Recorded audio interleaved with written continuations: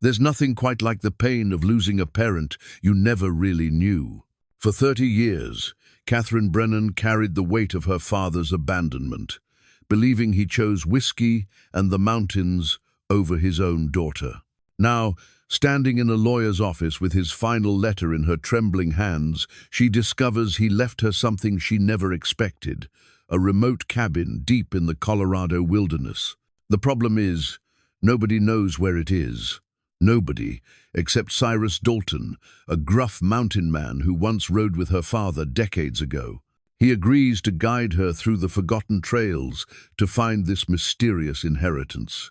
But as they venture deeper into the untamed wilderness, Katherine begins to sense this journey will reveal more than just an old cabin. What secrets did her father hide in those mountains, and why did he wait until death to bring her home?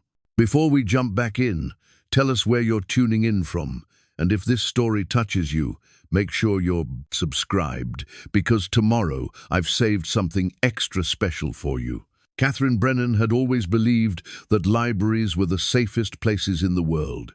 Between the orderly rows of books and the predictable silence, she had built a life that asked nothing unexpected of her.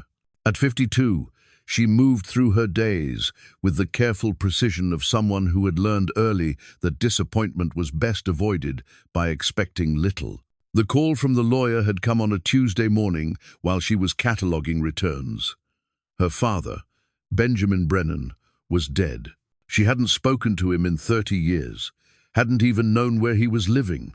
The lawyer's voice was kind but businesslike as he explained about the will, about property in Colorado, about arrangements that needed to be made. "I'm sorry for your loss, Mrs. Brennan," he had said, and Katherine had almost laughed. How do you lose something you never really had? Now, 3 days later, she sat across from Mr. Harrison in 12, his wood-paneled office, staring at documents that made no sense.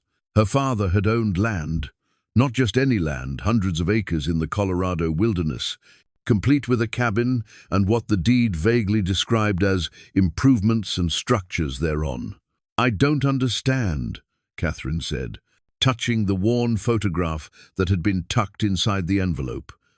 The man in the picture looked nothing like the broken drunk she remembered. This man stood tall and confident, his eyes clear and purposeful. "This isn't the father I knew." Mr. Harrison adjusted his glasses and leaned forward. "Your father was quite specific about his instructions, Mrs. Brennan. He wanted you to have this property, but he also knew you'd need help finding it. The cabin is in a very remote location, accessible only by trails that aren't on any modern maps. Then how am I supposed to—" He arranged for a guide, a Mr. Cyrus Dalton. "He's been contacted and is expecting your call." Katherine stared at the photograph again. Her father looked to be in his 30s, wearing clothes that suggested outdoor work, standing beside what appeared to be a mining operation. Behind him, mountains stretched toward a vast sky. She had never seen this version of her father, the confident man who seemed to belong in that wild landscape. Her memories were different. Whiskey on his breath when he tucked her in at night, if he remembered to do it at all. Her mother's tears after another late night, another empty promise broken. The way the house grew quieter and quieter until one day he simply wasn't there anymore. No goodbye, no explanation, just gone. "Mrs. Brennan?" Mr. Harrison's voice pulled her back to the present. "Would you like me to call Mr. Dalton for you?" She almost said no, almost walked out of that office and back to her safe, predictable life among the books. But something in the photograph stopped her, maybe the way her father's hand rested on what looked like a surveyor's tool, or the sense of purpose in his stance. This wasn't the aimless drifter her mother had described. An hour later, she was sitting in a small cafe, waiting for Cyrus Dalton. She spotted him the moment he walked in, a man in his late 60s, weathered by decades of sun and wind, moving with the careful economy of someone accustomed to rough terrain. His grey hair was pulled back in a ponytail, and his clothes were clean but bore the unmistakable signs of a life spent outdoors. He slid into the booth across from her without ceremony. "You look like him," he said simply. "Around the eyes." Katherine didn't know how to respond to that. Mr. Dalton, I appreciate you agreeing to help, but I have to ask, how well did you really know my father? Cyrus was quiet for a long moment, studying her face. When he spoke, his voice carried the weight of careful consideration. Ben Brennan saved my life twice. Once during the war, once after. I owed him more than I could ever repay. The war. Korea. We served together, came home together, stayed friends after. He paused, seeming to weigh his words. Your father was a good man, Katherine. Whatever you think you know about him, whatever your mother told you, there was more to the story. Katherine felt a familiar anger rising in her chest. My mother told me he was a drunk who abandoned his family. Are you saying that wasn't true? I'm saying a man can be more than one thing, Cyrus replied quietly. Ben struggled. Yes, but he never stopped loving you and your mother. Everything he did, especially at the end, was about protecting you. Protecting us? He left us. Cyrus nodded slowly. He did, and it near killed him to do it. The certainty in his voice unsettled her. For 30 years, Katherine had carried her anger like a shield. It protected her from hoping for things that might disappoint her, from trusting people who might leave. Now, this stranger was suggesting that everything she believed might be wrong. The cabin, she said, changing the subject. How far is it? 3 days on horseback, if the weather holds. It's rough country, no roads, no cell service once we get past the first ridge. You ever done any camping? Katherine almost laughed. I'm a librarian, Mr. Dalton. The wildest thing I do is reorganize the fiction section. Something that might have been a smile flickered across his weathered features. Ben said you were smart, said you got that from him, the thinking things through. We'll take it slow, make sure you're ready for each day before we start it. What if I can't do it? What if I'm not strong enough?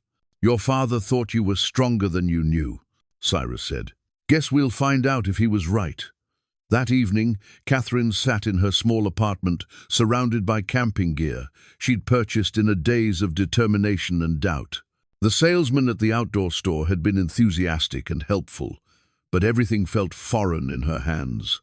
The sleeping bag, the hiking boots, the backpack that seemed designed for someone far more adventurous than she had ever been. She picked up her father's letter again, reading the words that had started this whole impossible journey. Katie, if you're reading this, then I'm gone, and you're probably angry. You have every right to be. I know what you think of me, and I know your mother told you I was no good. Maybe I wasn't, in the ways that mattered most. But there are things you don't know, things I couldn't tell you without putting you in danger. The cabin is yours now, and everything in it. Cyrus will help you find it. What you do after that is up to you, but I hope you'll understand that everything I did for love. Even leaving. Especially leaving. Your father, Ben. The handwriting was shaky but determined, and she could see places where he had pressed too hard with the pen, as if the words were difficult to form. At the bottom, almost as an afterthought, he had added, You're stronger than you know, Katie girl. You always were. Katie girl. She hadn't been called that since she was 7 years old. Katherine closed her eyes and tried to remember her father's voice saying those words, but all she could recall were the slurred promises and the smell of whiskey. Yet here was evidence of a different man, one who had planned for her future, who had arranged for her safety, who had trusted someone like Cyrus Dalton to help her when she needed it. She walked to her bedroom window and looked out at the city lights of Denver. Tomorrow, she would meet Cyrus at dawn and begin a journey into country she had never imagined visiting.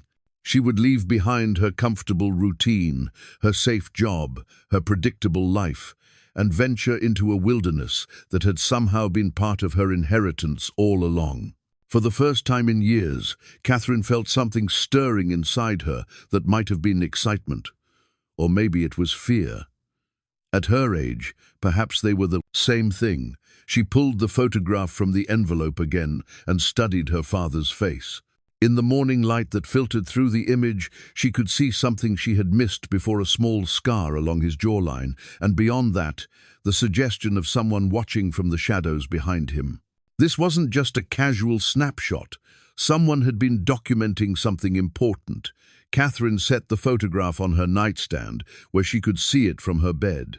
Tomorrow, she would begin to discover who her father really was. Tonight, she would try to let go of who she had always believed him to be. Outside her window, the mountains rose dark against the stars, holding secrets she was finally ready to learn. The horses were waiting at dawn, their breath visible in the crisp mountain air. Katherine had never been this close to a horse before, and the mare Cyrus had chosen for her seemed impossibly large and unpredictable. Her name was Sage, and she had gentle eyes that Katherine tried to find reassuring. "She'll take care of you," Cyrus said, adjusting the stirrups with practiced efficiency. "Your father rode her a few times. She knows the trails." Katherine accepted his help mounting, grateful for his steadying hand as she found her balance. The world looked different from horseback, both higher and more precarious than she had expected. Cyrus swung onto his own mount, a sturdy gelding named Buck, with the ease of someone who had been doing it for 50 years. They rode through the outskirts of the small mountain town in comfortable silence, leaving behind the last vestiges of civilization as the trail began to climb. Katherine focused on staying upright and following Cyrus's example, trying not to think about how far they were from any kind of help. The first few hours passed in a blur of unfamiliar sensations: the creak of leather, the steady rhythm of Sage's gait, the way the mountain air seemed to fill her lungs more completely than any breath she had taken in years. When they stopped for lunch beside a clear stream, Katherine was surprised to realize she felt invigorated rather than exhausted. "You're doing better than expected," Cyrus observed, handing her a sandwich from his saddlebags. "Most city folks are complaining by now." Katherine laughed, surprising herself. "Give me time. The day is young." As they ate, she studied the hand-drawn map her father had left. The lines and symbols meant nothing to her, but Cyrus traced their route with his finger, pointing out landmarks and explaining the terrain ahead. "This isn't exactly a casual weekend cabin, is it?" Katherine asked, noting how the trail seemed to wind deeper and deeper into unmarked territory. "No," Cyrus agreed.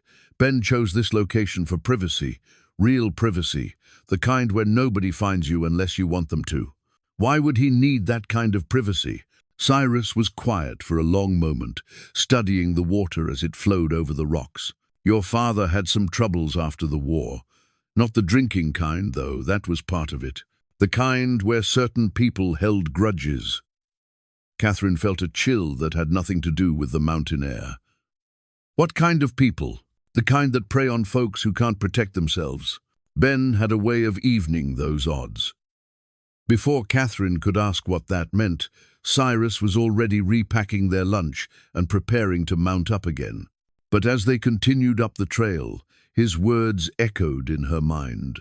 What had her father been involved in that required this level of isolation? The afternoon brought them to higher elevation, where the trees grew thicker and the trail became less distinct. Several times, Cyrus had to dismount to check for markers that Katherine couldn't see: scratches on rocks, arrangements of stones that looked random to her untrained eye. "How do you know we're going the right way?" she asked during one of these stops. "Your father taught me to read his signs," Cyrus replied, pointing to what appeared to be an ordinary pile of rocks. "See how that top stone is turned just so. And there," he indicated a tree trunk marked with what looked like natural scarring. "That's not from weather." Katherine began to understand that her father had created an entire communication system, a way of marking territory and leaving messages that only certain people could read. The implications were both impressive and unsettling. As evening approached, they made camp in a small clearing protected by towering pines.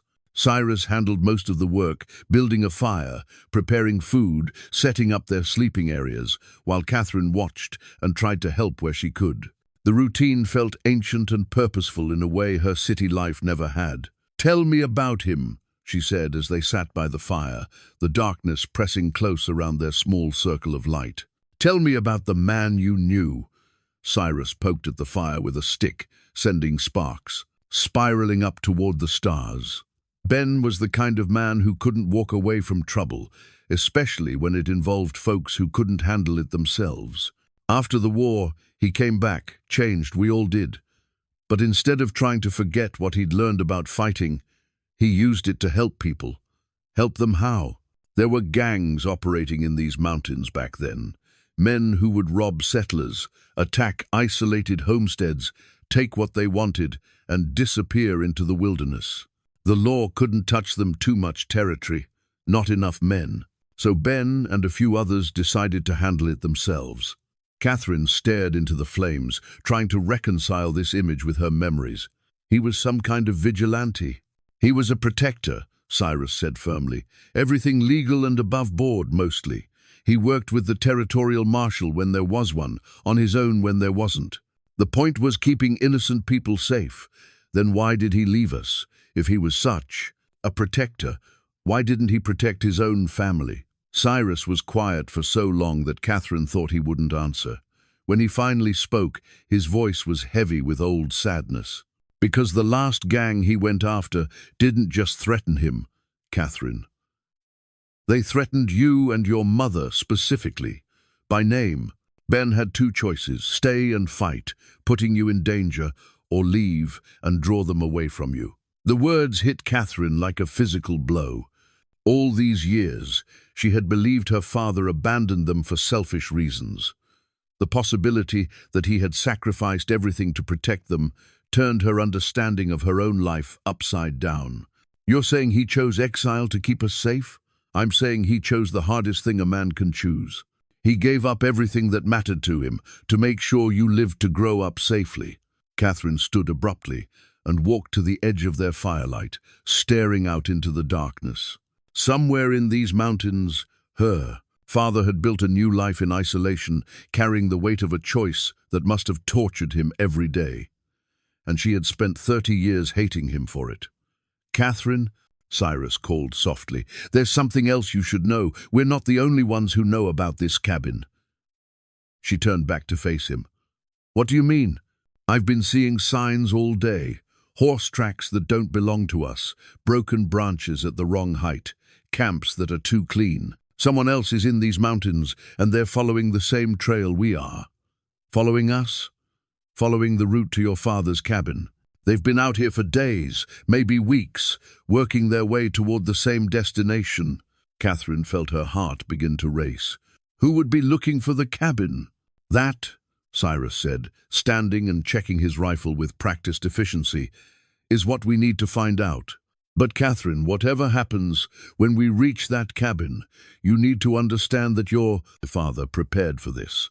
Everything he did, every choice he made, was thinking ahead to the day when you might need to finish what he started." As Katherine settled into her sleeping bag that night, listening to the unfamiliar sounds of the wilderness around her, she realized that this journey was far more than a simple inheritance.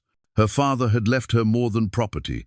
He had left her a legacy that she was only beginning to understand.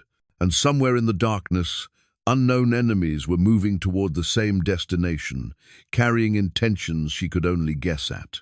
For the first time since leaving Denver, Katherine wondered if she was strong enough for what lay ahead. But as she drifted off to sleep, she found herself thinking not about her own doubts, but about her father's faith that she could handle whatever was waiting in that remote cabin. Tomorrow, they would ride deeper into his world, and closer to answers that might change everything she thought she knew about. Courage, sacrifice, and love. The second day dawned clear and cold, with frost coating their sleeping bags and the horse's breath creating small clouds in the mountain air. Katherine woke feeling muscles she had forgotten she possessed, but also with a surprising sense of accomplishment. She had survived her first night in the wilderness. Cyrus was already up, moving quietly around their camp with the efficiency of long practice. He had coffee brewing over the rekindled fire and was checking their gear with methodical care. "Sleep well?" he asked, as Katherine emerged from her sleeping bag, trying not to groan at the stiffness in her legs. "Better than expected," she admitted, accepting a cup of the strong coffee gratefully. "Though I think Sage might be judging my riding technique." "She's patient," Cyrus said, with something that might have been a smile. "Your father wasn't much of a horseman when he started either. Took him months to stop looking like a sack of grain tied to the saddle." Katherine found herself hungry for these small details about her father's life, the ordinary struggles that made him seem more human, more real than the distant figure of her memories. They broke camp and continued climbing, the trail growing steeper and more challenging. Katherine's confidence from the previous day was tested as Sage picked her way carefully along narrow ledges and across creek beds swollen with snowmelt. But gradually, she began to trust both the horse and her own ability to adapt. Around midday, Cyrus called a halt near what appeared to be an unremarkable boulder formation. But as Katherine watched, he began moving stones with deliberate purpose, revealing a hidden cache beneath. "Your father left supplies along this route," he explained, pulling out a waterproof container. "Food, ammunition, other necessities." He wanted to make sure anyone following his path would be prepared for what they might find. Inside the container, Katherine discovered not just practical supplies, but a leather-bound journal with her name written on the cover. Her hands trembled as she opened it to find her father's familiar handwriting. "Katie, if you're reading this, then Cyrus has brought you safely this far. I'm proud of you for making this journey. I know it can't be easy, leaving your comfortable life to chase after a father who disappointed you. But I need you to understand something important. Everything I did was to protect you and your mother. The choice to leave was the hardest thing I ever did, but it was necessary. There are men in this world who prey on the innocent, and I spent years making sure they could never hurt my family. That work cost me everything that mattered, but it was worth it to know you were safe. What you'll find at the cabin will explain everything. Until then, trust Cyrus. He's the best man I ever knew. Your loving father, Ben." Katherine read the entry twice, then closed the journal and held it against her chest. For 30 years, she had carried the weight of feeling unwanted, unloved, forgotten. These words, written in her father's careful script and hidden along a trail only she would travel, began to heal wounds she had thought were permanent. "He planned this," she said, looking up at Cyrus. "All of this. The journey, the supplies, even knowing I would need to hear these words at exactly this moment." Ben was always thinking 3 steps ahead, Cyrus agreed. Had to be, in his line of work. But this, he gestured to the journal in her hands, this was personal. He spent years working out every detail of how to get you safely to the cabin and back. What was he so afraid of? What kind of men were threatening us? Cyrus repacked the remaining supplies and sealed the cache again, his movements careful and deliberate. The worst kind, men who saw other people's suffering as entertainment, who took what they wanted without regard for the consequences. Your father and a few others decided that the law wasn't enough to stop them. So he became the law himself? He became justice, Cyrus corrected. There's a difference. Everything he did was about protecting innocent people, families like yours, who just wanted to live in peace. As they continued up the trail, Katherine found herself seeing the landscape differently. What had seemed like empty wilderness the day before now revealed itself as carefully chosen defensive terrain. Her father hadn't just hidden in these mountains, he had turned them into a fortress. The afternoon brought them to a series of switchbacks that climbed along an exposed ridge. Katherine's fear of heights battled with her growing determination not to disappoint the father she was finally beginning to understand. When Sage hesitated at a particularly narrow section, Katherine found the confidence to urge her forward with gentle pressure and encouraging words. "You're getting the hang of this," Cyrus observed as they paused to rest at the top of the ridge. "Your father said you were stubborn when you set your mind to something. He told you about me, talked about you all the time. How proud he was when you graduated high school, when you got married, when your children were born. He kept track of your life, Katherine, even if he couldn't be part of it. The revelation was both comforting and heartbreaking. While she had been hating him for his absence, he had been loving her from a distance, following her life's milestones with the devotion of a father who had never stopped caring. That evening, they camped in a protected valley where a natural spring provided fresh water.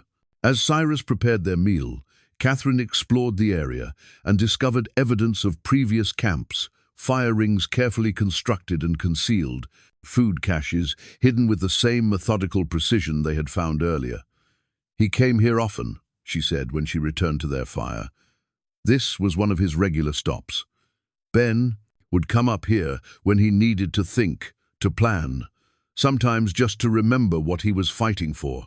Cyrus handed her a plate of beans and hardtack. "He showed me a picture once you at your high school graduation. Said it was worth every sacrifice to see you grow up safe and strong." Katherine felt tears threatening and turned away to compose herself. The image of her father sitting alone by this same fire, looking at her graduation photo and convincing himself that his exile was worthwhile, was almost too painful to bear. "Cyrus," she said finally, "what happened to the men who threatened us? The ones who drove him away? Some of them Ben dealt with himself. Others scattered when they realized they were being hunted. But the leader, a man named Marcus Reynolds, he escaped into Mexico. Ben spent years trying to track him down. Did he find him?" Cyrus stared into the fire, his weathered face grim.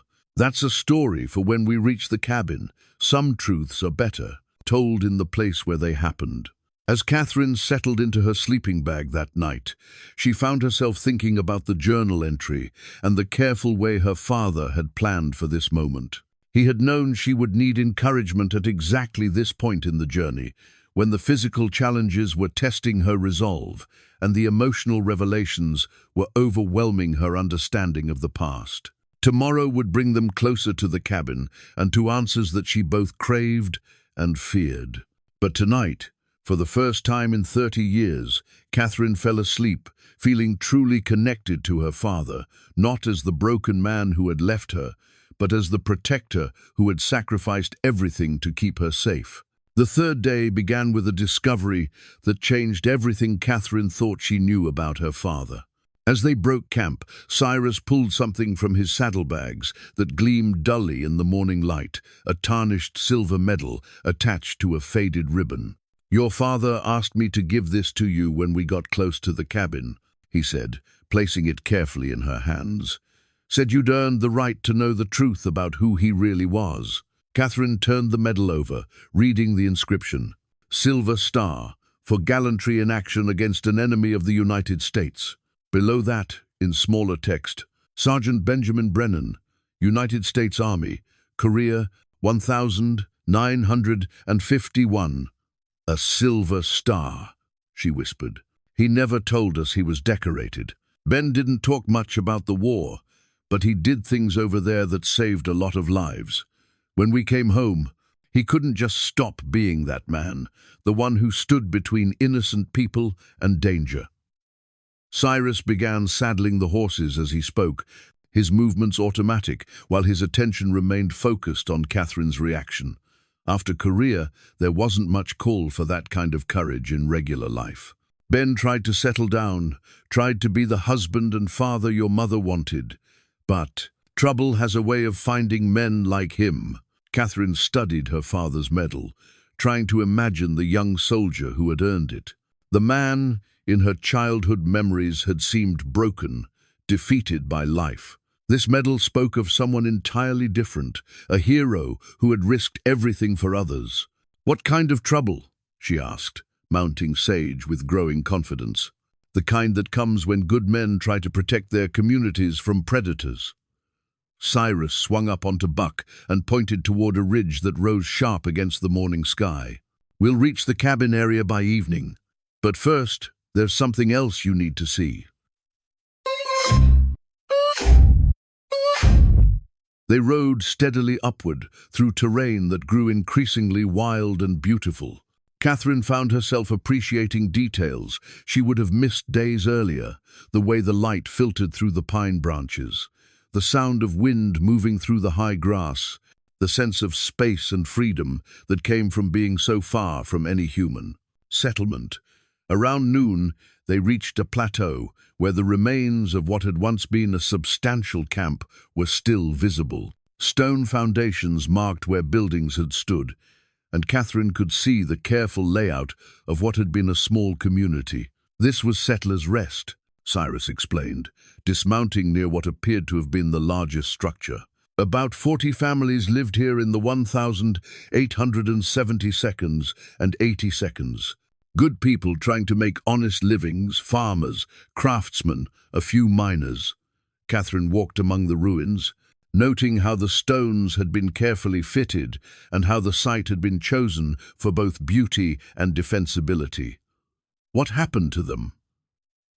The Dawson gang happened, led by a man named Marcus Reynolds, same one I mentioned last night.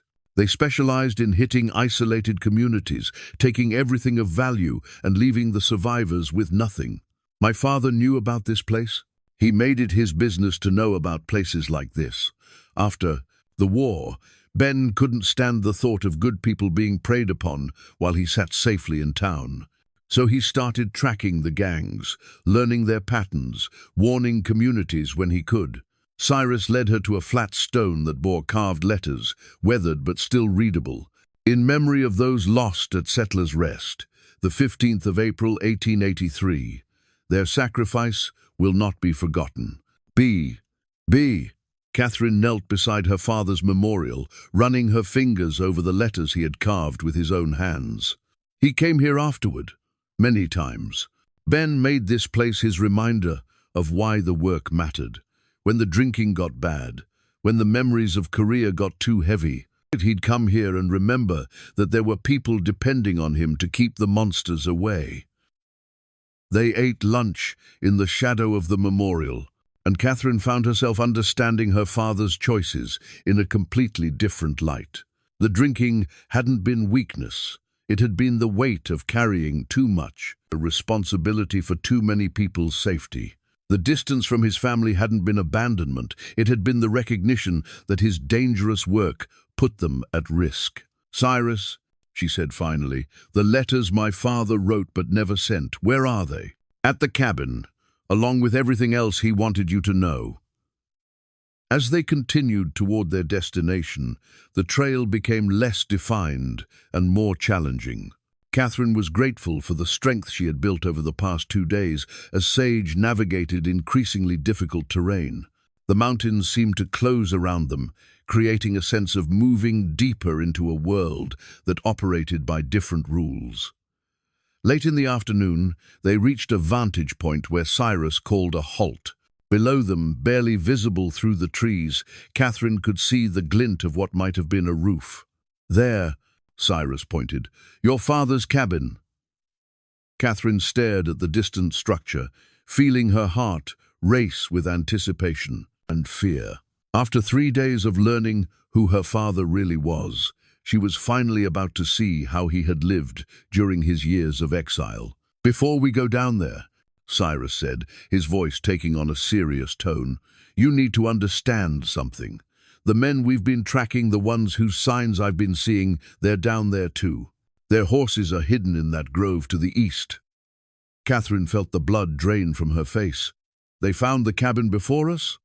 "Looks that way." But Cyrus reached over and took her hand. "Your father prepared for this possibility.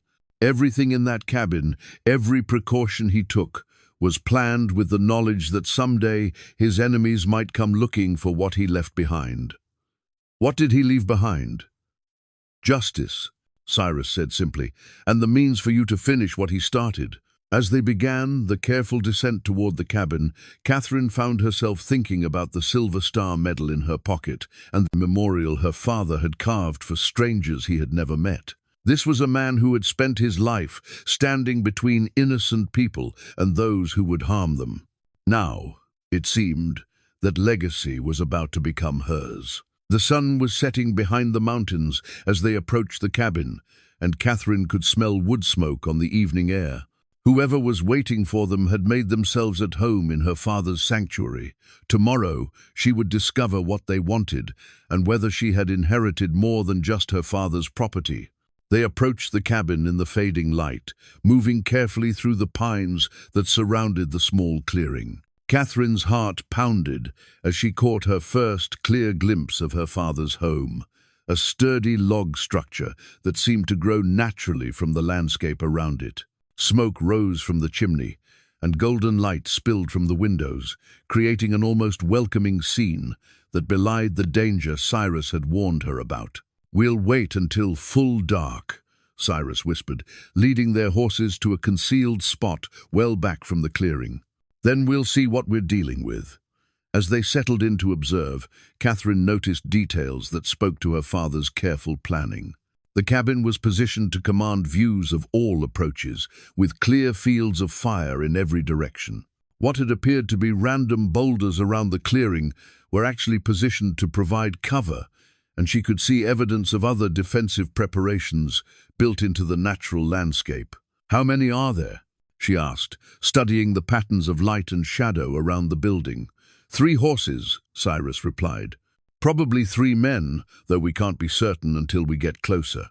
An hour after sunset, they moved to a position where they could see into the cabin's main room through a gap in the curtains. Katherine watched 3 men moving around inside, rough-looking individuals who clearly weren't there for any peaceful purpose.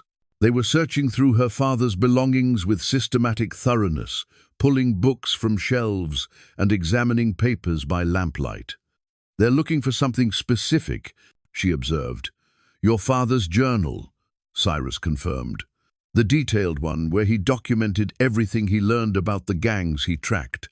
Names, locations, evidence of crimes enough to put a lot of dangerous men in prison if it fell into the right hands." Katherine watched the searchers grow, increasingly frustrated as their efforts failed to turn up whatever they sought.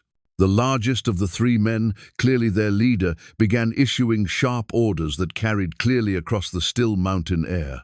"Where would he hide something that important?" she asked. Cyrus smiled grimly. "Ben was smarter than these fools give him credit for. The real treasures aren't in the cabin at all. They're buried in places only someone with his map could find." As if summoned by their conversation, one of the searchers emerged from the cabin, carrying a familiar-looking object, the same type of waterproof container they had found along the trail. Katherine realized with growing excitement that her father had created multiple caches, each containing pieces of the larger puzzle. "They found one of his hiding spots," she whispered. "But not the right one," Cyrus replied, with satisfaction. Ben was always thinking 3 steps ahead. What they're finding is what he wanted them to find, enough truth to keep them busy, but not enough to do any real damage. The man with the container returned to the cabin, and Katherine could see him showing its contents to his companions. Even from their distant position, it was clear that whatever he had found was both important and incomplete, valuable enough to encourage continued searching, but frustrating in its lack of final answers. "Cyrus," Katherine said slowly, "my father planned this, didn't he? He wanted these men to come here. Your father knew that Marcus Reynolds would never stop looking for him, and he knew that eventually someone would come for whatever evidence he had gathered. Ben spent his final years turning this entire area into a trap." Katherine studied the cabin with new understanding. Her father hadn't just been hiding here, he had been preparing a final confrontation with the enemies who had driven him into exile. Every defensive position, every hidden cache, every carefully planned detail was part of an elaborate strategy to protect his family while ensuring that justice was finally served. "What's in the real hiding place?" she asked. "Everything needed to destroy what's left of Reynolds' organization. Financial records, witness statements, evidence of crimes going back decades. But more than that, Cyrus turned to meet her eyes, a complete plan for how to use that evidence to protect other families from what you went through. As they watched, the three men emerged from the cabin and began searching the surrounding area with lanterns. Their movements were methodical, but showed signs of growing desperation. Katherine realized they had been at this for hours, possibly days, without finding what they sought. "They know the journal exists," she said. "Someone told them about it. Reynolds has been planning this for a long time. When Ben died, word got out that he had left evidence behind. These men are just the advance team. Reynolds himself will be coming soon."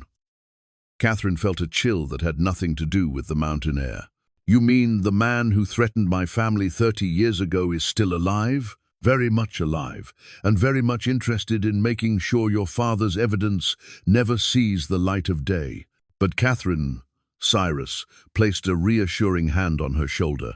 "Ben knew this day would come, and he prepared for it. Everything you need is hidden where only you can find it. Me? But I don't know anything about reading his maps or finding his caches. You know more than you think. Remember the photograph your father left, the one that didn't look like the man you remembered? Look at it again, but this time pay attention to what's behind him." Katherine pulled the worn photograph from her pocket and studied it in the moonlight. For the first time, she noticed that the surveyor's tool her father was holding was positioned to point toward something in the background, a distinctive rock formation that looked familiar. "I've seen that formation," she said with growing excitement. "We passed it this afternoon. Your father spent years teaching himself surveying and map-making so he could create a system that only his daughter, a woman raised to notice details and organize information, could decipher. Every clue he left was designed specifically for your skills and knowledge." Katherine looked back toward the cabin, where the searchers continued their frustrated hunt for answers that were hidden in plain sight all around them. Her father hadn't just left her property, he had left her a puzzle that played to her strengths as a librarian and researcher, while remaining incomprehensible to the kind of men who relied on force and intimidation. "Tomorrow," she said quietly, "we're going to find that journal." "Tomorrow," Cyrus agreed. "You're going to finish what your father started." Dawn came grey and cold, with mist rising from the valley floor and obscuring the cabin in ghostly tendrils. Katherine and Cyrus had spent the night taking turns, watching their uninvited guests, who had finally given up their search around midnight and settled into an uneasy sleep inside her father's home. "They'll start again this morning," Cyrus observed quietly as they shared coffee and cold breakfast. "But they're looking in all the wrong places." Katherine studied the photograph again, using the growing light to examine details she had missed in the darkness. The rock formation her father pointed toward was definitely the outcropping they had passed yesterday, but now she could see there was more to the image, subtle markings on the rocks that looked natural but followed too regular a pattern to be coincidence. "He carved directions into the stone," she realized. "Look," she pointed to what appeared to be natural weathering on the rock face. "Those lines aren't random. They're pointing towards something." "Your father always said you had an eye for patterns," Cyrus said with approval. "Most folks would look at that formation 100 times and never see what he hid there." Movement near the cabin caught their attention. The three men were emerging, stretching and preparing for another day of searching. Katherine could see their frustration in the way they moved, short, angry gestures that spoke of men running out of patience and options. "We need to reach that rock formation before they do," she said. "They don't know to look there yet," Cyrus replied. "But you're right, we should move while they're distracted." They worked their way around the valley, staying well clear of the cabin and using the thick forest to mask their movement. The rock formation was about a mile from the cabin, positioned on a small rise that commanded excellent views of the surrounding terrain. As they approached it, Katherine began to understand why her father had chosen this location for whatever he had hidden. The rocks themselves were unremarkable, typical mountain granite, weathered by decades of wind and weather. But as Katherine examined them more closely, she began to see the subtle modifications her father had made. What looked like natural cracks and fissures had been carefully enhanced to create a system of directional markers. "It's like a combination lock," she said, tracing the carved lines with her finger. Each mark points to the next one in sequence. Following the markers led them to a seemingly solid section of rock face. But when Katherine pressed against it in the pattern indicated by the carvings, a section pivoted inward to reveal a hidden chamber. Inside, wrapped in oiled leather and protected by the same type of waterproof container they had found along the trail, was her father's detailed journal, not the simple record they had expected, but a comprehensive documentation of 30 years of investigation and pursuit. "My God," Katherine breathed, opening the journal to pages covered with her father's meticulous handwriting. "This isn't just evidence, it's a complete intelligence report." The journal contained everything Cyrus had promised and more. Financial records showing how Marcus Reynolds had built a criminal empire that stretched across 3 territories.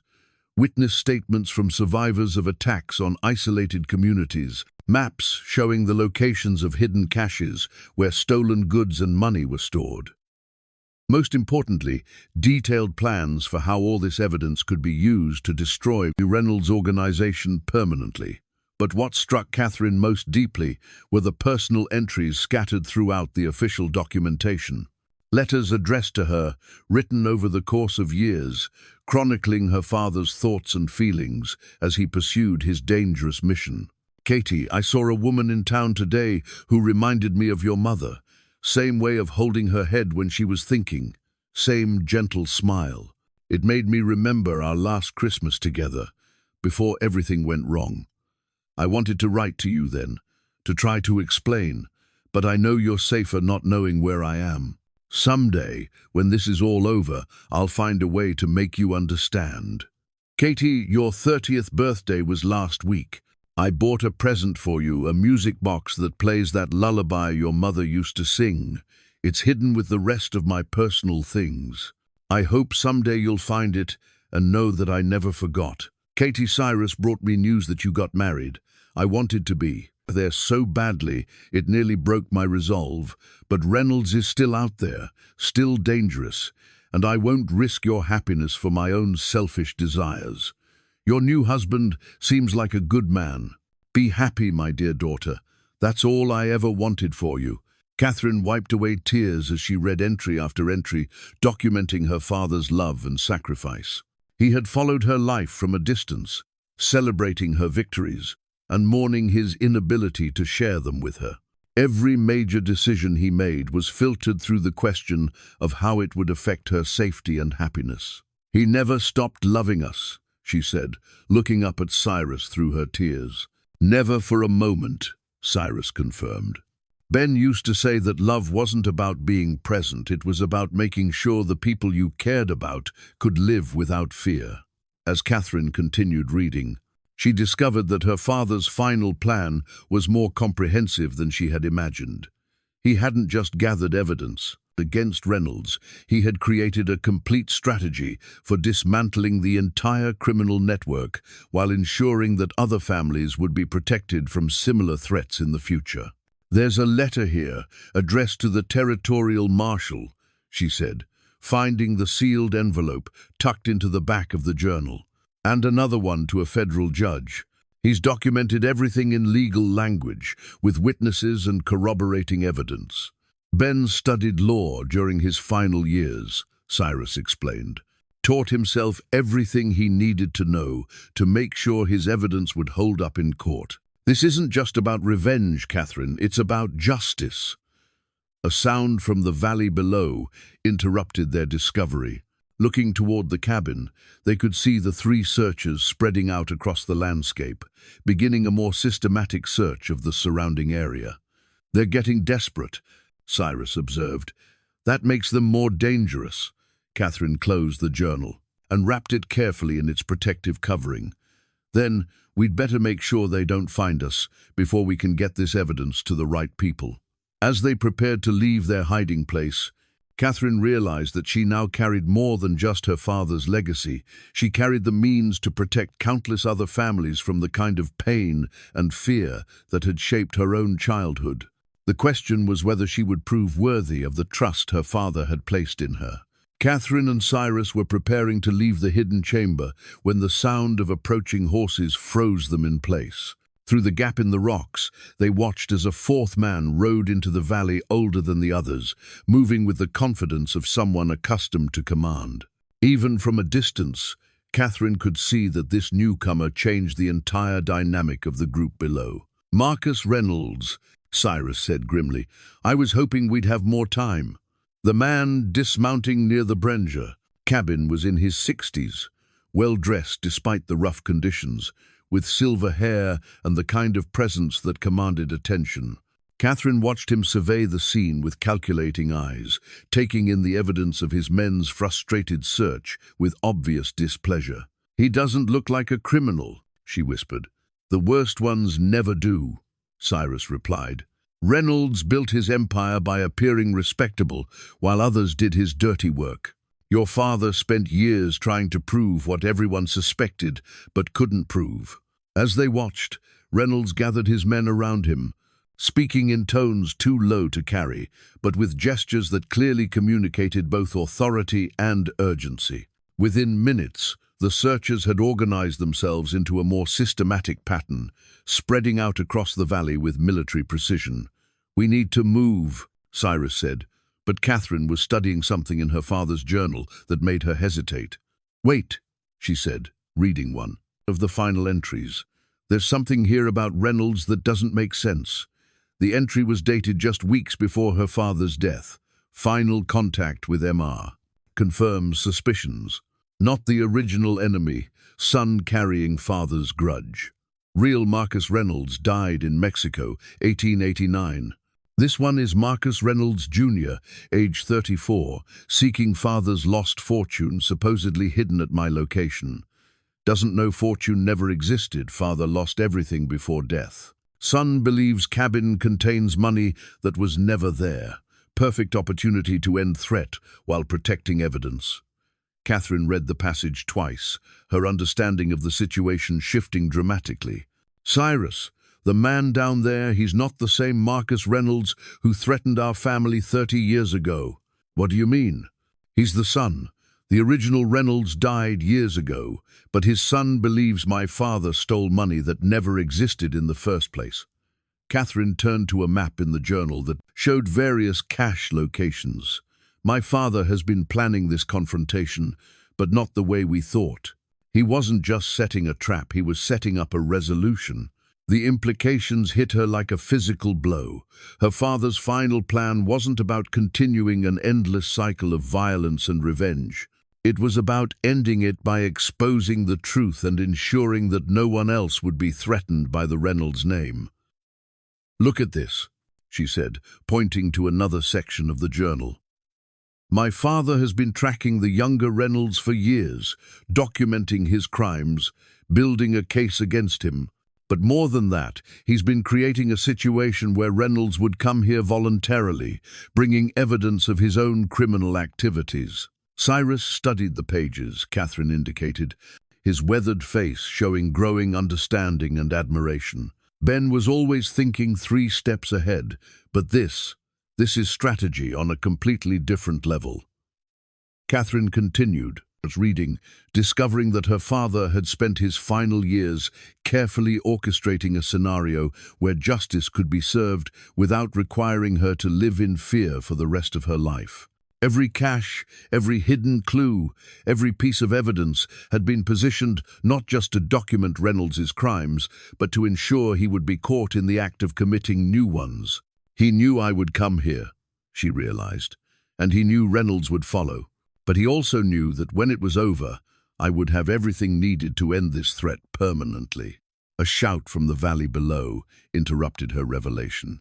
One of the searchers had found something, not the main journal, but one of her father's secondary caches. Katherine watched as the man carried a waterproof container to Reynolds, who opened it with obvious anticipation. Even from their distance, she could see Reynolds' reaction to whatever he found inside. His posture straightened, and he began issuing rapid orders to his men. Whatever her father had left in that cache had convinced Reynolds that the main prize was within reach. "What did he find?" Cyrus asked. Katherine consulted her father's maps and notes. According to this, it's a partial financial record enough to suggest that there really is money hidden here, but incomplete enough to require the main journal to make sense of it. Your father left them bait. More than that. He left them evidence of their own crimes. Katherine pointed to a detailed note in the margin. That cache contains records of recent robberies that only someone involved in Reynolds' current organization would know about. By taking it, Reynolds is incriminating himself. As they watched, Reynolds divided his men into two groups, one to continue searching the cabin area, another to begin expanding the search perimeter. It was clear that their hiding place would be discovered within hours, possibly minutes. "Katherine," Cyrus said urgently, "we need to decide what we're going to do. We can try to slip away and get this evidence to the authorities, or we can finish what my father started," Katherine said, her voice steady despite the fear coursing through her. "Look at this final page." The last entry in her father's journal was addressed directly to her. "Katie, if you're reading this, then everything has gone according to plan. Reynolds is here, searching for money that doesn't exist while providing evidence of crimes that will put him away forever. But the choice of what happens next is yours. You can take what you've learned and trust others to handle the justice, or you can step into the role I've been preparing you for. I've left everything you need to end this safely, but the decision must be yours. Whatever you choose, know that I'm proud of you and that you're stronger than you know. Your father, who never stopped believing in you." Below the entry was a detailed map of the cabin area, showing defensive positions, hidden weapons caches, and strategic advantages that her father had spent years preparing. It was clear that he had designed this location not just as a hiding place, but as a fortress where a smart, determined person could hold off multiple attackers while the authorities were summoned. "He prepared for me to make a stand here," Katherine said, studying the tactical notes with growing understanding. "Every modification to this area, every hidden advantage, it was all designed for someone who would need to defend this position until help arrived." A rifle shot echoed across the valley, followed by shouts. Looking toward the cabin, they could see that Reynolds' men had found their horses' tracks and were now actively hunting for their location. "They know we're here," Cyrus said, checking his rifle with practiced efficiency. "Time to choose, Katherine." Katherine looked at her father's journal, then at the defensive positions he had marked on his map, then at the evidence that could finally bring justice for all the families Reynolds had destroyed. For 30 years, she had lived with the consequences of her father's choices. Now, it was time to make her own. "We finish it here," she said, her voice carrying a strength that surprised them both. "We finish it the way my father planned."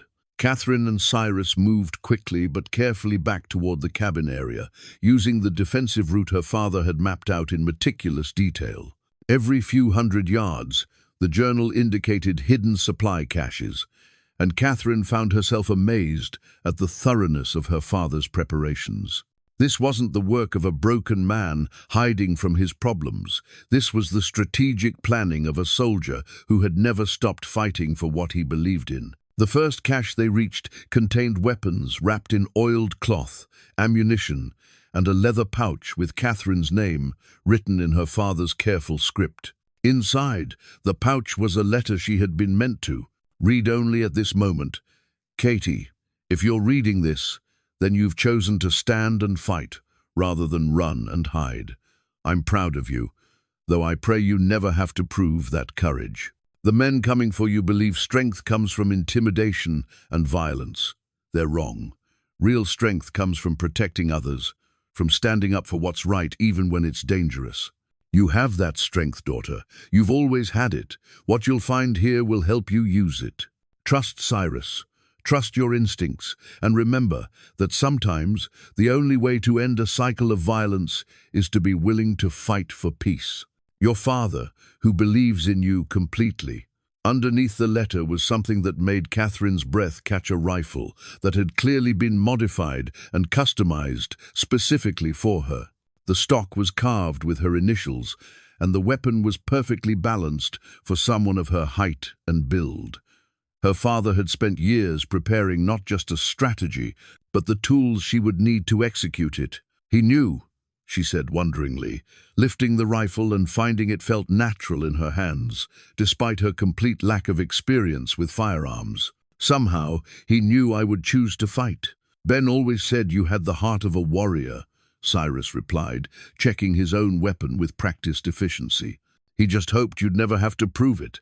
They continued moving through the forest, staying well ahead of their pursuers, while Cyrus explained the defensive positions her father had prepared. The cabin wasn't just a home, it was the center of an elaborate fortress designed to allow a small force to hold off a larger one indefinitely. The water source is protected and can't be cut off, Cyrus explained, pointing to a natural spring that bubbled up behind the cabin. Food supplies are cached in multiple locations. Most importantly, there are only 3 approaches that don't leave attackers completely exposed, and your father designed overlapping fields of fire to cover all of them. Katherine studied her father's tactical notes, understanding for the first time why he had chosen this particular location. From a military perspective, it was nearly perfect, easily defended, difficult to approach, with multiple escape routes if retreat became necessary. "How long can we hold out?" she asked. "Long enough," Cyrus said with confidence. "Your father included plans for getting word to the territorial marshal. Once the authorities know what's happening here, Reynolds and his men will have bigger problems than finding money that doesn't exist." As they reached the final cache before the cabin area, Katherine discovered that her father had prepared for contingencies she couldn't have imagined. Along with weapons and ammunition, he had left detailed instructions for various scenarios, including how to signal for help and where to find evidence that would be safe, even if the cabin was destroyed. He thought of everything, she marveled, reading through plans that covered every possible outcome of the coming confrontation. Ben spent his final years doing nothing but thinking about this day, Cyrus said. He knew that eventually someone would come looking for him, and he wanted to make sure that when they did, it would end the threat permanently, rather than just postponing it. The sound of voices in the distance indicated that Reynolds and his men were getting closer. Katherine could hear them calling to each other as they spread out through the forest, their search pattern becoming more systematic and thorough. "They'll find our trail soon," Cyrus observed. "We need to reach the cabin and get into position." As they approached the final stretch of forest, before the clearing, Katherine felt a strange calm settling over her. For 30 years, she had lived with the shadow of her father's choices hanging over her life. She had wondered if she was strong enough, brave enough, good enough to be worthy of the sacrifices he had made. Now, finally, she was about to find out. The cabin looked different when seen through the lens of her father's tactical planning. What had appeared to be a simple mountain dwelling was actually a carefully designed stronghold. The placement of every window, every door, every piece of furniture had been planned with defense in mind. "Your father spent his final years turning this place into a fortress," Cyrus said as they reached the tree line. "But more than that, he turned it into a symbol. Whatever happens here today, it represents the choice between justice and revenge, between protecting the innocent and perpetuating cycles of violence." Katherine looked toward the cabin, where Reynolds and his men had made themselves at home, completely unaware that they were about to walk into a trap 30 years in the making. Her father had orchestrated this confrontation with the precision of a master strategist, but he had also ensured that the final choice, how it ended, would be hers to make. "There's one more thing," Cyrus said, pulling a badge from his pocket. It was a simple tin star, worn and tarnished with age, but bearing the inscription, "Deputy Marshal, Territory of Colorado." "Your father's commission," Cyrus explained. "The territorial marshal deputized him years ago, recognizing the work he was doing to protect isolated communities. Everything he did, every action he took, was legal and sanctioned by legitimate authority." Katherine took the badge, feeling its weight in her palm. Her father hadn't been a vigilante operating outside the law. He had been a lawman, working to protect people the regular authorities couldn't reach. That makes you his heir in more ways than just property, Cyrus continued. By law and by right, you have the authority to arrest Reynolds and his men for their crimes. I'm not a deputy marshal, Katherine protested. Your father's commission was hereditary, Cyrus said with a slight smile. One of the peculiarities of territorial law. As his daughter and heir, you have the legal right to act with his authority. Katherine stared at the badge, understanding finally dawning. Her father's final plan wasn't just about justice. It was about ensuring that justice was served through proper legal channels, with legitimate authority, in a way that would stand up to any scrutiny. He planned for me to arrest them, she said wonderingly. He planned for you to have the choice, Cyrus corrected.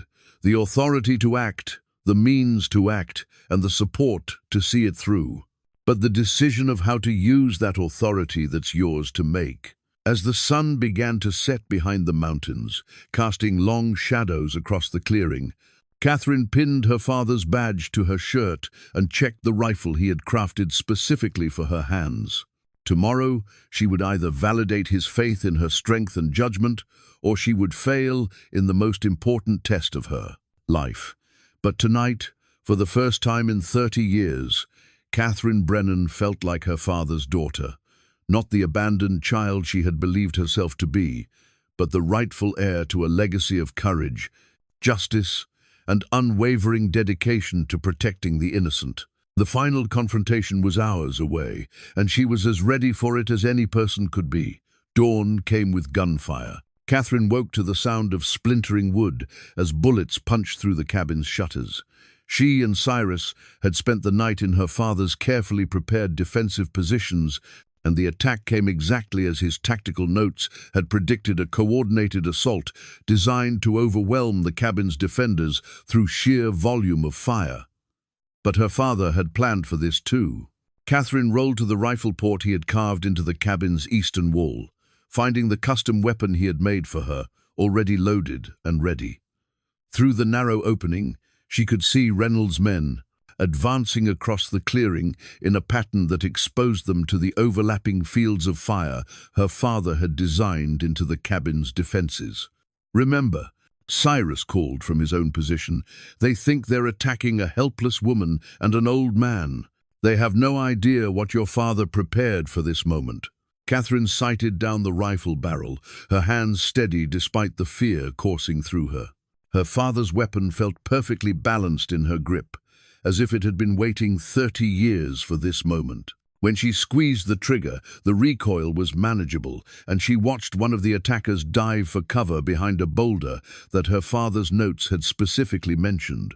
"Warning shots," she called out, following her father's detailed instructions. "I'm Deputy Marshal Katherine Brennan, and you men are under arrest for trespassing, theft, and conspiracy to commit robbery. Surrender your weapons, and you won't be harmed." Reynolds' voice carried clearly across the clearing, filled with contempt and disbelief. "Deputy Marshal, you're Benjamin Brennan's little girl, nothing more. And when we're done here, you'll tell us where your daddy hid our money." Katherine's response was another carefully aimed shot that sent Reynolds scrambling for better cover. "There is no money, Mr. Reynolds. There never was. What my father left here is evidence that will put you and your men in prison for the rest of your lives." The next volley of gunfire was more concentrated, focused on the cabin's main door and windows. But her father's modifications held firm. The shutters were reinforced with iron plates, and the walls themselves had been thickened with additional logs and stone. What looked like a simple mountain cabin was actually a fortress built to withstand exactly this kind of assault. Katherine moved to a second rifle port, following the rotation pattern her father had outlined in his notes. From this position, she could see Reynolds himself, crouched behind a fallen tree with a clear view of his tactical situation. For the first time, she could see uncertainty in his posture. This wasn't going according to his plan. "Your father was always too clever for his own good," Reynolds shouted. "But he's dead, girl, and you're outnumbered 3-1. This can end easy or hard, your choice." 4-1, Katherine called back, remembering her father's psychological warfare notes.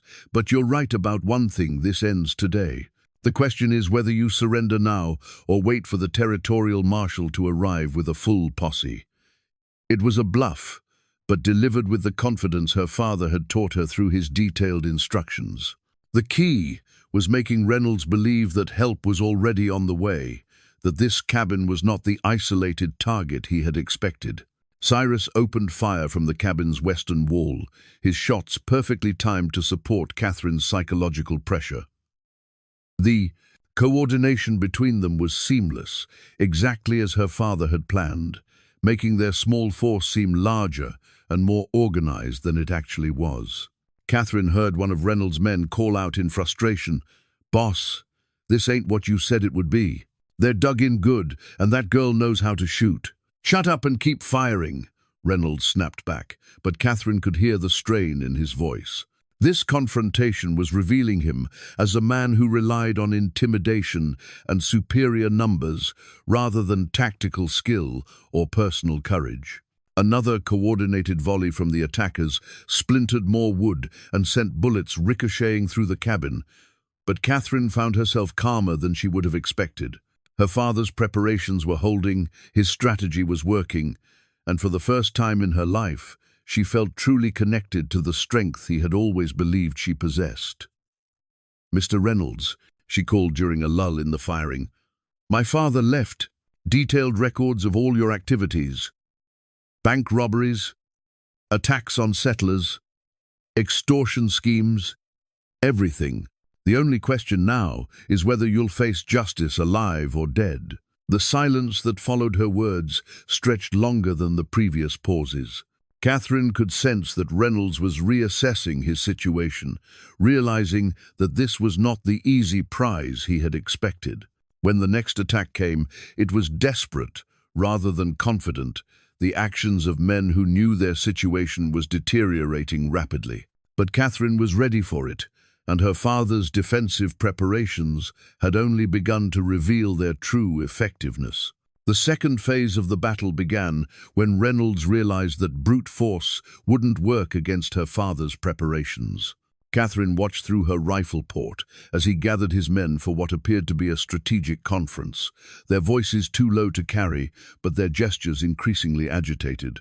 "They're running out of ammunition," Cyrus observed from his position. "Your father calculated their likely supply based on what they could carry on horseback. They're probably down to their last few rounds." Katherine felt a surge of admiration for her father's thoroughness. Even in death, he was still protecting her, still thinking several steps ahead of their enemies.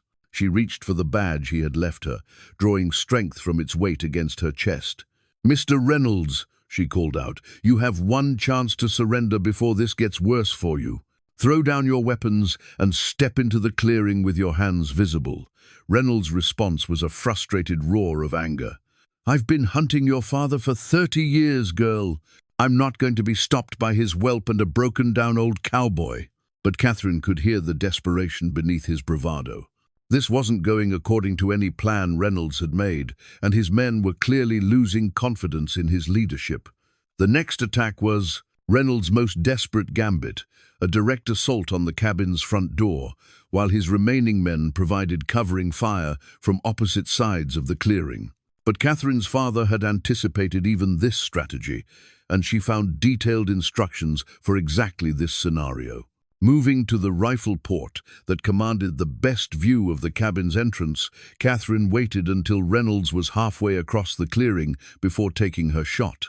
The bullet struck the ground inches from his feet, sending him diving for cover behind a pile of firewood that her father's notes had specifically mentioned as inadequate protection. "That was your warning shot, Mr. Reynolds," Katherine called out, chambering another round with smooth precision. "The next one won't miss." From her elevated position, she could see Reynolds clearly, despite his attempts at concealment. Her father's weapon was perfectly zeroed for this exact range and angle, and she realized that he had spent countless hours practicing for this moment, ensuring that anyone using his rifle from his defensive positions would have every possible advantage. "Boss," one of Reynolds' men shouted, "I'm out of ammunition, and I can see riders coming up the valley." Catherine's heart leaped. The riders were too far away to identify, but their presence changed everything about the tactical situation.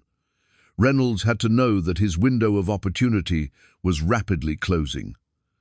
"Mr. Reynolds," she called again, "those riders are territorial marshals responding to the distress signal my father arranged. You have about 10 minutes to surrender before this becomes a federal matter." It was another bluff. She had no idea who the approaching riders were, but the effect on Reynolds was immediate. She watched him scan the valley, see the distant figures, and realized that his careful plan was collapsing around him. "All right," Reynolds called out, his voice carrying a defeat that hadn't been there minutes earlier. "All right, we're coming out. Don't shoot." Katherine kept her rifle trained on the clearing as Reynolds and his 2 remaining men emerged from their positions with their hands raised. But her father's tactical notes had warned her about trusting surrenders from desperate men, and she maintained her defensive posture. "Drop your weapons," she commanded. "All of them, including any hideout guns you think I can't see." The men complied reluctantly, placing revolvers, knives, and a small derringer on the ground before stepping back with their hands raised.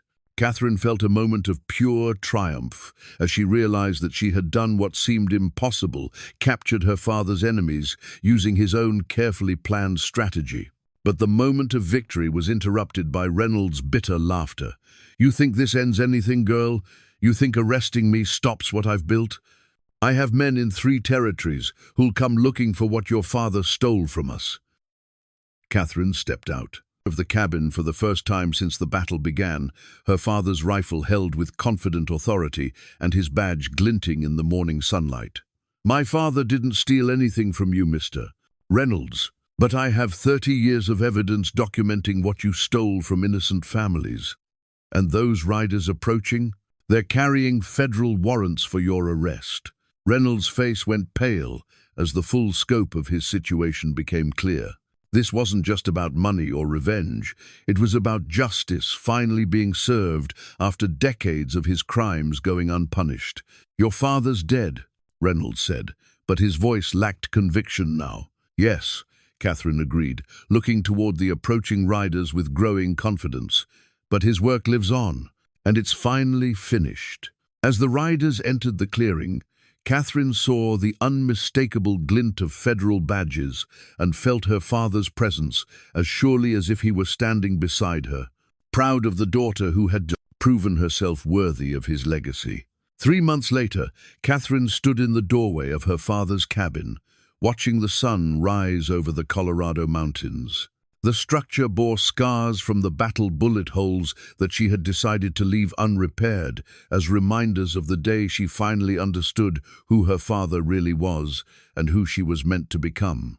The federal marshals had indeed been responding to her father's carefully planned distress signal, triggered by a mechanism he had designed to activate when the cabin came under sustained attack. Even in death, Benjamin Brennan had been protecting his daughter, ensuring that help would arrive exactly when she needed it most. Marcus Reynolds Jr. was now serving a life sentence in federal prison, convicted on evidence her father had spent decades collecting. His organization had been dismantled completely, with dozens of arrests across 3 territories. The families who had suffered under his father's and his own criminal enterprise finally had justice, and the communities they had terrorized were finally safe. But more importantly to Katherine, she had discovered her father's book of remembrance, a leather-bound journal he had kept throughout his years of service, documenting every family he had helped, every community he had protected, every small victory in his private war against those who preyed on the innocent. The journal's final pages were blank, except for a heading written in her father's careful script. Katherine's chapter. She had begun filling those pages with her own stories. Katherine's life in Denver was over. She had resigned from the library, sold her small apartment, and used the proceeds to establish the Brennan Foundation, an organization dedicated to helping families threatened by criminal organizations. The cabin had become her headquarters, but more than that, it had become a refuge for women and children fleeing dangerous situations. Cyrus had stayed on as her partner and advisor, his knowledge of the mountains and his connections with law enforcement proving invaluable as Katherine learned to navigate her new role. The gruff mountain man had become the grandfather figure she had never known she needed, patient with her questions and generous with his hard-won wisdom. "You've got visitors coming up the trail," he called from where he was repairing the corral fence. 3 riders, moving careful-like. Katherine picked up the binoculars her father had left among his equipment and studied the approaching figures. A woman and 2 children, all mounted on horses that showed signs of hard travel. The woman rode with the tense alertness of someone constantly watching for pursuit. "Another family needing sanctuary," Katherine said, recognizing the signs she had learned to read over the past months. This was her life now, providing the same kind of protection her father had offered, but in a more organized and legal fashion.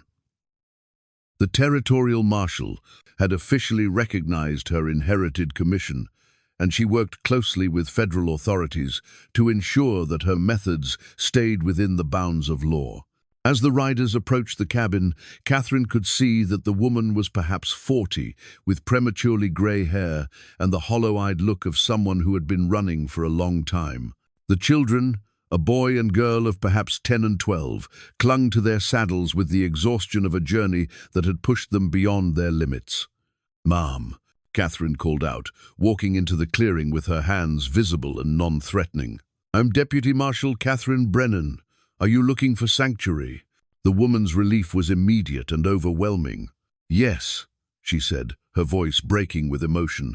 "We've been riding for 5 days. The men who killed my husband, they're still following us." Katherine helped the family dismount and settle their horses, her movements efficient and calming. This was routine now, as familiar as cataloging books had once been, but infinitely more meaningful. "You're safe here," she assured the woman. "My name is Katherine, and this place is designed specifically to protect families like yours."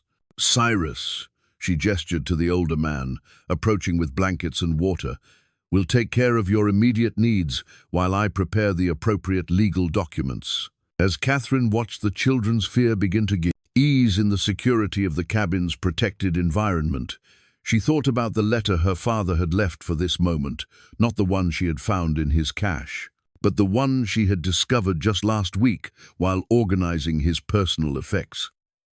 "Katie, if you're reading this, then you've found your true calling. You've discovered that protecting others isn't just work, it's purpose. I always knew you had the strength for this, even when you doubted it yourself. The cabin is yours now, along with everything I built here. Use it wisely. Use it well, and know that every family you save validates every sacrifice I made. You are my greatest achievement, my daughter, and I'm proud beyond measure of the woman you've become. Keep the badge polished, keep the rifle clean, and never forget that love sometimes requires us to stand between those we care about and the darkness that would harm them." Your father, who finally came home. Katherine touched the badge on her shirt, the same tin star her father had worn for decades, now polished to a bright shine and worn with the authority of someone who had earned the right to carry it. In the distance, she could see more riders approaching federal marshals, responding to the message she had sent about the new family's situation. The men pursuing this woman and her children would find themselves facing not just a determined protector, but the full weight of legitimate law enforcement. This was her father's true legacy, not the property he had left her, but the purpose he had shown at her. Katherine Brennan was no longer the abandoned daughter of a broken drunk. She was the rightful heir to a tradition of courage, justice, and unwavering dedication to protecting those who couldn't protect themselves, and she was finally, truly, home.